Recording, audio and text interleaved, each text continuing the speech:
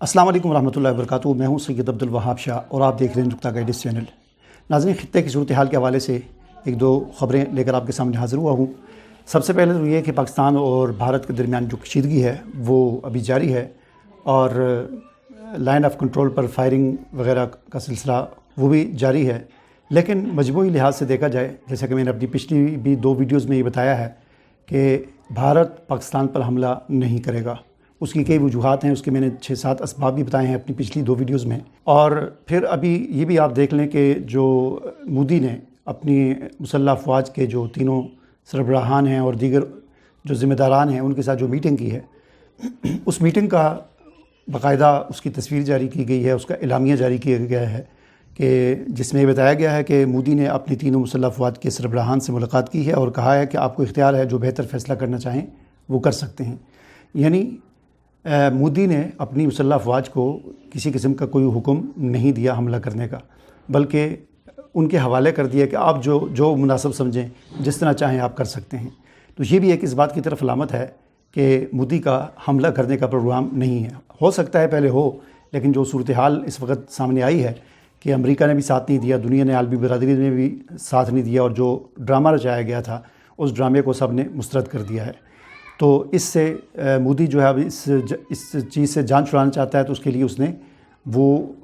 गेंद जो है उनके मुसल्लह अफवाज के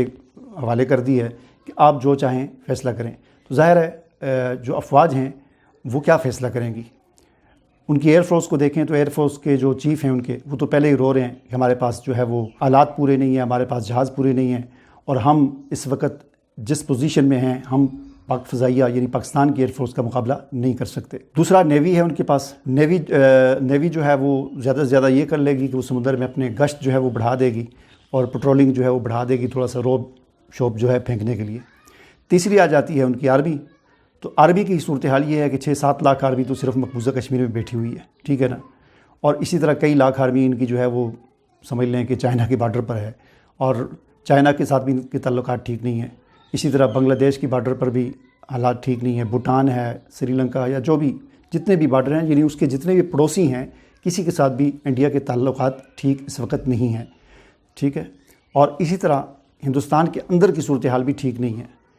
तो अगर भारत पाकिस्तान पर हमला करता है तो कहाँ पर करेगा वो हमला? अगर वो सियालकोट से या इधर से जो इंटरनेशनल बॉर्डर है यहाँ से हमला करने की कोशिश करता है तो उसके लिए उसको फ़ौज यहाँ लानी पड़ेगी और इतनी बड़ी फ़ौज को वो कश्मीर से नहीं निकाल सकता, क्योंकि कश्मीर से अगर उसने फ़ौज को निकाला और इधर उसने जंग को छेड़ा तो इस बात का ख़तरा है कि कश्मीर के अंदर बगावत हो जाएगी, ठीक है। तो इसलिए किसी तौर पर भी इस बात का इम्कान नहीं लगता कि भारत कोई बड़ी जंग पाकिस्तान के साथ छेड़ेगा। और फिर दूसरा, चीन ने भी वाज़ेह तौर पर यह बात कह दी है कि हम पाकिस्तान की सलामती का जो है वो ख्याल रखेंगे और उसका साथ देंगे। और इसी तरह आलमी बरादरी में से कई ममालिक, अगरचे वो छोटे छोटे ममालिक हैं, लेकिन उन्होंने पाकिस्तान के मौक़िफ़ की हिमायत की है। तो बहरहाल खुलासा कलाम ये कि कोई इस तरह का इम्कान फ़िलहाल नहीं लगता कि कोई बड़ी जंग छिड़ेगी या भारत इस बात की फ़ैसला करेगा, क्योंकि पाकिस्तान ने भी उसको जवाब दे दिया है, हमारी मुसल्लह अफवाज ने, कि हम तो जंग नहीं छेड़ेंगे। भारत के पास ऑप्शन है कि वो चाहे तो जंग छेड़ सकता है, लेकिन जब वो जंग छेड़ेगा, कोई इक़दाम करेगा, तो फिर अब वो आगे हम पर है कि हम उसके जवाब में कब और कहाँ और क्या करते हैं। तो इसलिए फ़िलहाल बस ये थोड़ी बहुत कशीदगी लगी रहेगी, अपनी आवाम को तसल्ली देने के लिए वो करते रहेंगे। आहिस्ता आहिस्ता महीने डेढ़ तक मामला सारा ख़त्म हो जाएगा। दूसरी बात की तरफ आ जाते हैं जी। अफ़गानिस्तान के हवाले से अक़वाम मुत्तहिदा ने की रिपोर्ट है, अक़वाम मुत्तहिदा ने ये कहा है कि पिछले 2 साल में, यानी 2023 से लेकर 2025 तक, इन 2 साल में मजमूई तौर पर अफ़गान मुहाजिरीन जो अपने मुल्क वापस लौटे हैं उनकी तादाद 34 लाख है। यानी ये सिर्फ पाकिस्तान की बात नहीं हो रही, पाकिस्तान से भी जितने लौटे हैं, ईरान से जो लौटे हैं वापस गए हैं, या बाकी दुनिया के ममालिक से, मजमूई तौर पर 1.5-2 साल में अफ़गानिस्तान में मुहाजिरीन की जो वापसी हुई है वो 34 लाख है। तो इस पर अक़वाम मुत्तहिदा ने यह कहा है कि ये 34 लाख जो अफ़गान मुहाजिरीन वापस आए हैं, ज़ाहिर है तो ये जो वापस आए हैं तो इनके पास यहाँ पर कोई कारोबार नहीं है, कुछ भी नहीं है, तो इनको संभालना फ़ौरी तौर पर अफ़गान हुकूमत के बस की बात नहीं है। तो ये एक बहुत बड़ा इंसानी बहरान जो है वो अफ़गानिस्तान में पैदा हो रहा है, क्योंकि 34 लाख आ चुके हैं और डेली की बुनियादों पर 4,000, 5,000, 4,000, 5,000, 10,000 ये रोज़ाना मज़ीद आते जा रहे हैं, पाकिस्तान से भी और ईरान से भी, और इनकी तादाद मुसलसल बढ़ती जा रही है। तो ऐसी सूरत हाल में चीन ने भी बहुत सारे खेमे जो है अफ़गान हुकूमत को दिए हैं, अक़वाम मुत्तहिदा भी काम कर रहा है, जापान, नॉर्वे भी काम कर रहा है और दुनिया के और ममालिक भी وہاں پر اس انسانی بحران سے نمٹنے کے لیے امدادی سرگرمیوں میں حصہ لے رہے ہیں۔ اس کے علاوہ جی ایک اور میں ایک ویڈیو دیکھ رہا تھا، ایک یوٹیوبر ہیں، وہ پروپیگنڈا یوٹیوبر جو پروپیگنڈا کرتے رہتے ہیں، تو انہوں نے ایک خبر تھی، اس خبر کو یعنی وہ کہتے ہیں نا چھوٹی سی خبر کو ایک بہت بڑا پہاڑ بنا کر اور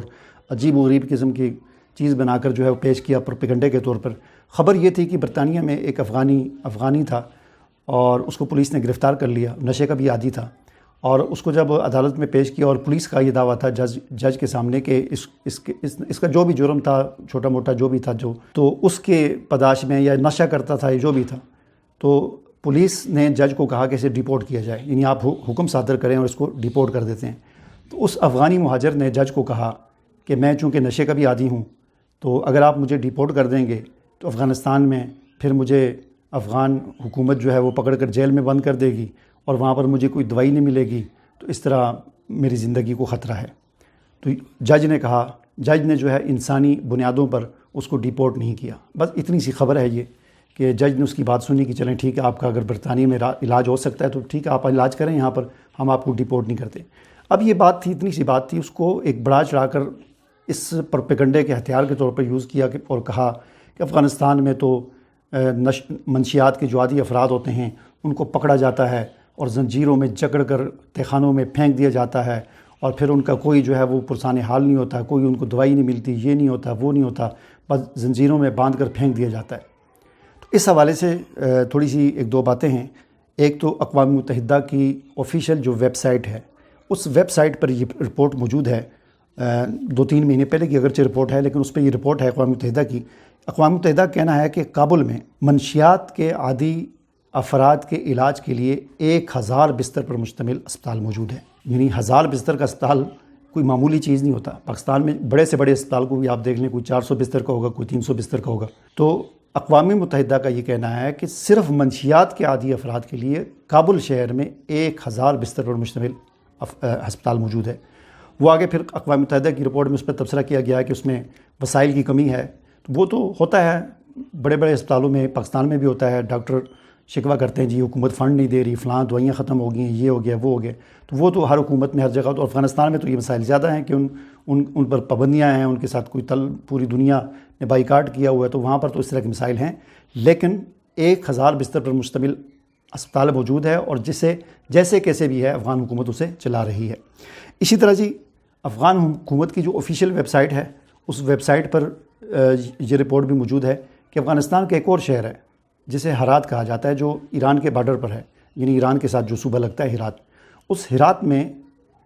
منشیات کے عادی افراد کے لیے 4000 بستر پر مشتمل 4000 بیڈ پر مشتمل اسپتال موجود ہے۔ یعنی اتنا بڑا اسپتال تو شاید پورے پاکستان میں کہیں ہوگا ہی نہیں۔ 4000 بیڈ پر مشتمل اسپتال ہے، اور کس کا ہے؟ منشیات کے عادی لوگوں کے علاج کے لیے۔ تو اتنے بڑے بڑے ہسپتال افغانستان میں موجود ہے۔ اسی طرح قندھار میں 100 بستر پر مشتمل اسپتال ہے، جس کا ابھی جو ہے وہ اقوام متحدہ کا جو سیکرٹری جنرل آیا ہوا، انڈر سیکرٹری جنرل، اس نے بھی شاید دورہ کیا ہے 2-4 دن پہلے۔ تو اسی طرح پچھلے ایک مہینے میں قندوز میں پچھلے ایک سال کے دوران 2700 افراد کا علاج کیا گیا۔ اسی طرح قندھار میں چند مہینوں میں 600 افراد کا علاج کیا گیا۔ تو افغان حکومت نے تو باقاعدہ ایک یعنی منشیات کے عادی افراد کی دیکھ بھال کے لیے ان کو پکڑنا، کہیں پل کے نیچے کہیں جگہ پہ پڑے ہوتے ہیں ان کو اٹھانا اور ان کو اس سینٹر میں پہنچانا جہاں پر ان کا علاج ہوتا ہے، اس کے لیے باقاعدہ ایک شعبہ قائم کیا ہوا ہے۔ پاکستان میں آیا اس طرح کوئی شعبہ ہے؟ یعنی یہ ایک ہماری بحیثیت پاکستان کا شہری ہونے کے، عوام ہونے کے، ہمارا یہ شکوہ بنتا ہے کہ پاکستان میں مجھے تو ایسا کوئی شعبہ نہیں نظر آیا سرکاری طور پر۔ نہ ہمارے اسپتال میں ہر چیز کے شعبے ہوتے ہیں، آنکھوں کی علاج کا شعبہ الگ ہوتا ہے، ناک کان گلا کا الگ ہوتا ہے، جگر کا فلاں کا، لیکن ہمارے اسپتالوں میں کوئی ایسا شعبہ نہیں ہے جہاں پر یہ لکھا ہوا بورڈ ہمیں تختی نظر آئے کہ منشیات کے عادی افراد کا علاج یہاں کیا جاتا ہے۔ جتنے بھی پاکستان میں منشیات کے علاج گاہیں ہیں اکثر پرائیویٹ ہیں، مختلف لوگوں نے کھولی ہوئی ہیں، اور ان میں کیا ہوتا ہے، ان میں جو ہے وہی جیل والی صورتحال ہوتی ہے، لیکن اس سے زیادہ یہ کہ وہاں پر علاج بہت مہنگا ہوتا ہے۔ یعنی آپ مریض کو لے کے جاتے ہیں تو عام طور پر کم سے کم بھی 30,000 40,000 روپیہ آپ سے ماہانہ لیا جاتا ہے، اور اتنا کوئی افورڈ نہیں کر سکتا۔ منشیات کے عادی لوگ ویسے ہی غریب ہوتے ہیں۔ اور پھر دوسرا، اگر ہم پولیس کی صورتحال دیکھیں تو خود میرے ساتھ یہ واقعہ پیش آ چکا ہے کہ آپ کسی منشیات کے عادی شخص کو اگر وہ کوئی جرم کرتا ہے اور اس جرم میں آپ اس کو لے کر جاتے ہیں کسی تھانے میں یا پولیس کے حوالے کرتے ہیں تو پولیس اس کو لیتی ہی نہیں ہے، اگرچہ اس نے چوری کی ہو، اگرچہ اس نے کوئی جرم کیا ہو،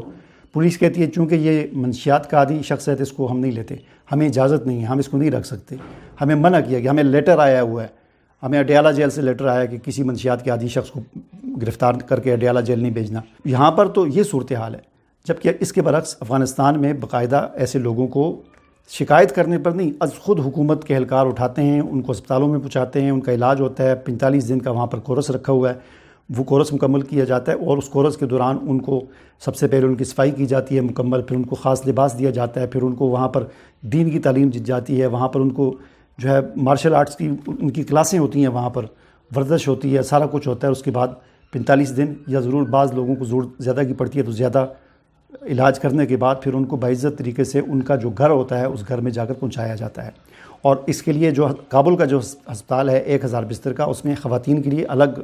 ہے، جس طرح اسپتالوں میں ہوتا ہے نا، خواتین کا وارڈ الگ ہوتا ہے، مردوں کا الگ، بچوں کا الگ، تو وہاں پر الگ الگ وارڈ بنے ہوئے ہیں اور مکمل طور پر۔ اس لیے اس طرح کی باتیں کرنا، اس طرح پروپیگنڈے کرنا، یہ بالکل یعنی کہ غیر مناسب بات ہے۔ اجازت دیجیے، اللہ حافظ۔